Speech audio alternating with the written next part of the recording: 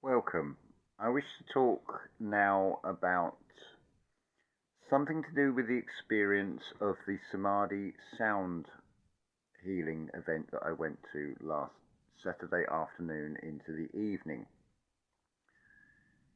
First off, by the previous Tuesday to that Saturday, I'm wishing for it to become Saturday. It seems a long time coming. Looking at the itinerary, it's like, wow, that's a lot. And that's going on quite late in the evening. That seems quite a long time. But of course, it's now in the past. It's all gone.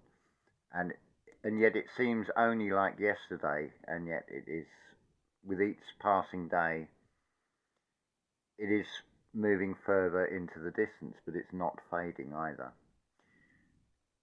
What I feel I got was a taste of something which I've spoken about, that direct eye contact, seeing the light in the eyes, becoming, shall we say, the positive vampire that is feeding on that eternal light in the eyes. This manifested physically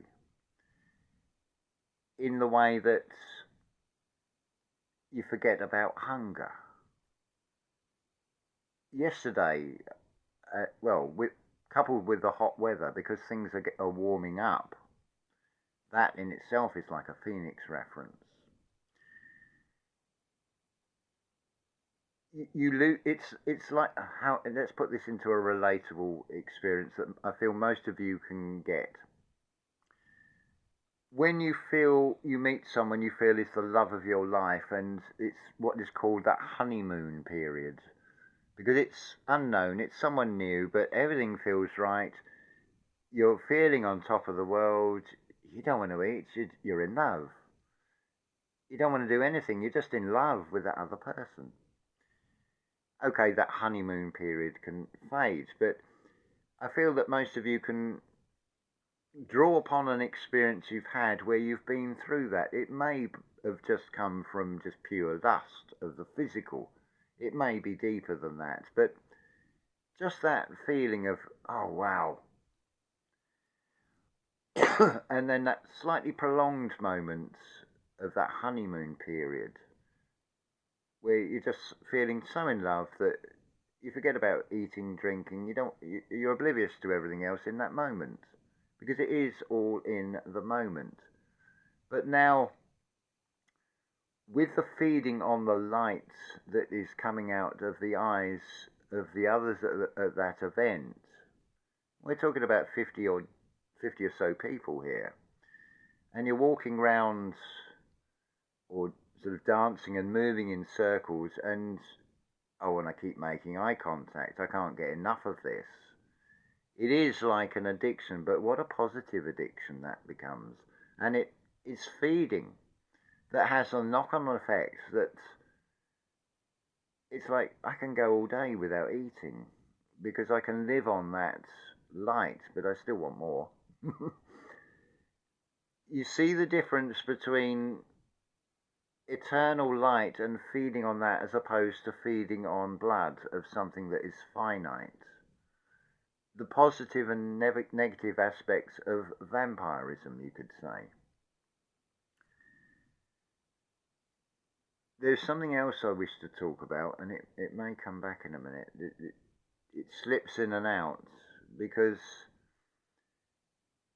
it's weaving like a serpent. It's like a kundalini rising. It's looking one way, it's looking the other. It's resealing those seven seals. Once you've torn the veil, you've pierced the veil and you've stepped through, it would be a very good idea to reseal that veil again. Because you go with the flow. Look at what water does. If there is a way that water can find its way down and go through a gap, if there is a tear in the veil, so you can step through to the other side of perception on things, if you leave that open, you're leaving it open for something else to flow in that you may not want to flow through into that will upset that world. This is, as much as anything else, the difficult topic, the unpleasant topic of letting go of what you regard as your family in the physical sense. But where do you set the boundaries with that? I'm going to use just randomly 2 surnames as an example. It's not aimed at anybody, but it's a play on words. So you've got Smith and you've got the Harris family. So you're part of this Smith family. You've got many siblings. One of your siblings has married somebody from this Harris family. The 2 families don't get on, but you'll tolerate this one member of this family, or you'll excommunicate your brother for doing the unthinkable and marrying a Smith, marrying a Harris.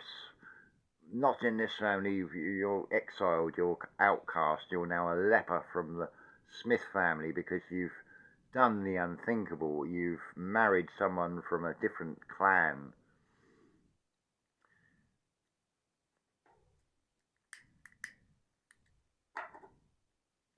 So what do you class as family? Where do you draw the line? Do you include your cousins? Do you include your 7th cousins once removed, your 1st cousin 7 times removed, and so on? Where do you extend the boundaries? Do you include the Harris family as now part of the family because there is a connection to the Smith family? But ask yourself this question. If you are going through some kind of an awakening,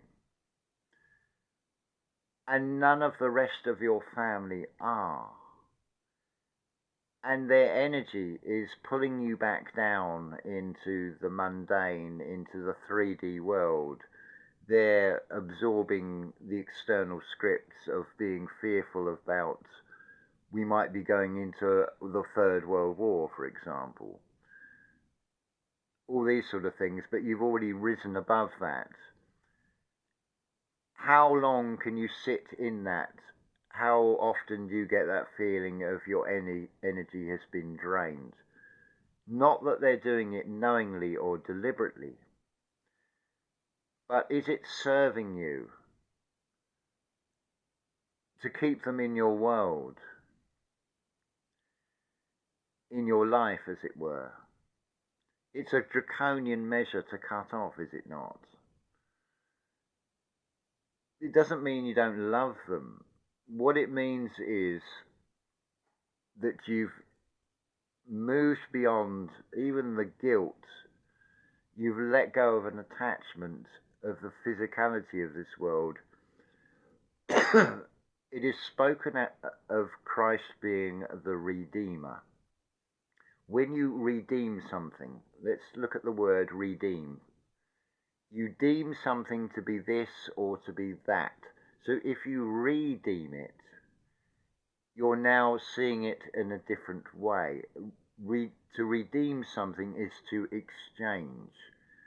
An example would be Nectar Points, which you would know about in the UK. It's a network of businesses. If you spend money in one of these that are in this scheme, you get Nectar Points. Interestingly, if you see the physical paper versions that they used to do, it would say, or any of these promotional things where you earn loyalty points for being a customer, it'll say cash value is 0.00001 penny. Think of the atom. It has no real value to it, does it? But coming back to the redeeming part, how do you redeem yourself? You're exchanging, you're letting go of a physical family. You're closing the door because they are draining your energy. But in part of that process, you are going to find a soul tribe, a soul family. Now, if you have the realization that you are God and you are part of that family, and you recognize and know in anybody else in that family, whether they know it or not, that they are also God because they are your reflection. Say, for example, if you've cut your father out of your life, you've now exchanged, you've redeemed one physical father for 143,999 fathers. Likewise with siblings, your soul family are your siblings. They're every label you want to apply. So whatever you redeem, you're handing over something in the physical for something far greater that's coming from the metaphysical. But it doesn't even need to be a total excommunication as such. You could just cut the ties with their negative aspects, if that's possible to do. So if you have a relative that is so focused on their business, you can cut out that side of the relationship with them and still maintain some kind of relationship. But ultimately, this will come down and come down, you notice. It's not about ascending, it's about going down. Going with the flow like water. Effectively, you'll find yourself in one of these samadhi sound healing events, scenarios, not necessarily as a music event, but it'll be a scenario where you'll start seeing in the feeling. You'll start being able to draw on that everlasting light. It's often said it's all around us, it's there to be found, and so on. It is. It's just whether we can recognize it, we can recognize it. We can recognize what you may perceive as an adversary is saying things to you that you don't like. Could it be that it is bodily sensations where the body is telling on the mind? It is giving you a reflection for you to find something you can't find in yourself. If you are with faults, which we all are, and you're looking for your mirror image, your twin soul, your twin flame, shall we say, if they are your twin and your perfect reflection and you are imperfect, would they not have the same faults that you have? Would you not begin to find certain things they do you might disagree with and find irritating? But if they are your perfect reflection, surely that should be where you turn it round inside yourself and I don't like what's being shown to me, but am I doing it? I need to internalize that and see if I'm doing something wrong. A case in point I can give you is when Gro said to me, can I stop putting the cover of the frying pan on the frying pan they use? My intentions were good, that it's stopping the dust going into the upper surface of the interior of that frying pan. But because I've been frying, it's oil and water mixed, so it's semi-fried, but it creates condensation that's in the lid, which then drips down and then gives an oily residue into the frying pan they're using for just basically warming up bread rolls to soften them up. So although my intentions were good, now I know if I keep doing that, I'm knowingly still perpetuating a sin. So I don't react and get in a huff about it. I take on board what has been requested, and I then meet that request by changing something inside myself, the way I do something to fit in, which you need to do in a community anyway, to make for a peaceful, amicable community rather than have things escalate, which they would, because it would become very irritating when you've asked someone to not do something, and they keep doing it like that. So I'm not saying I'm perfect. I have faults.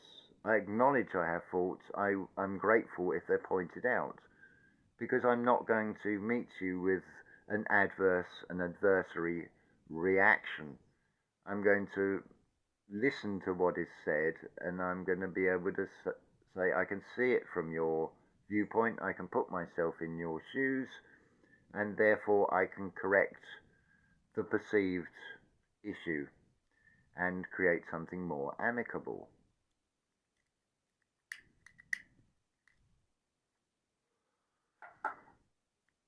So the sound healing, I knew I had got a blockage, and I felt it's to do with communication. So I hope that this is reflecting in the communication, and what I'm broadcasting out from within is now a lot clearer. So you can have the inner standing of what I'm saying. It's not a criticism of anybody. I'm certainly not going to take that negative, defensive position of, what are you, stupid or something? You don't understand what I'm saying? I'm not going to demean you. I'm not going to attack you and make you feel small. I'm going to address the things internally and resolve them inside oneself. In this striving to refine myself better, refine. Notice you've got the word fine. You're imposing a penalty upon yourself by refining yourself. But in that refining, you're redefining yourself. So you're removing the fine at the same time.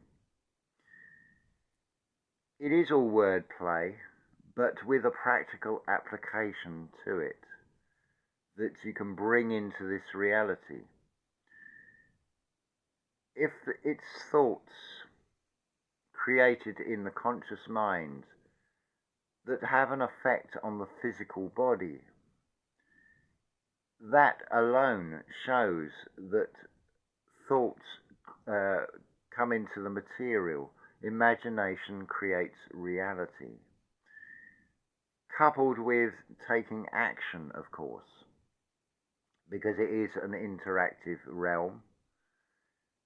If you had a desire, for example, of wanting a new car, regardless of whether you have the financial means to buy a new car, if you start looking around car showrooms showing an interest, you're taking active steps that will end up as you get that brand new Ferrari, if that is what you really want.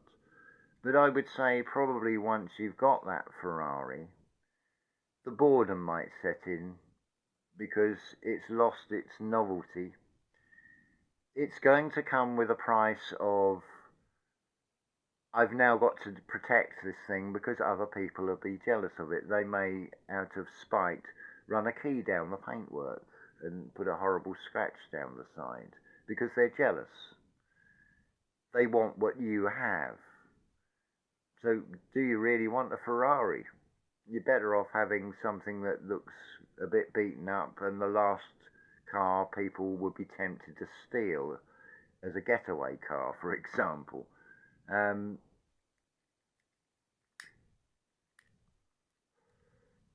It's about finding that true wealth within inside oneself, and not doing these outward displays of, look at me, I've got a Ferrari, or I've got this great big mansion, all this kind of thing, because it does come with an enormous cost that you'll then have to keep feeding and maintaining that desire for something material.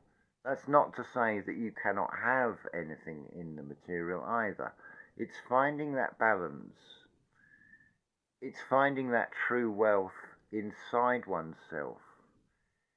It's recognizing what is being reflected that at one time we might take as hostile, as negative, being able to internalize and transmute what is being reflected and then reinventing ourselves from the lessons we've learned from what is being presented to us, and the action of how we then act in our response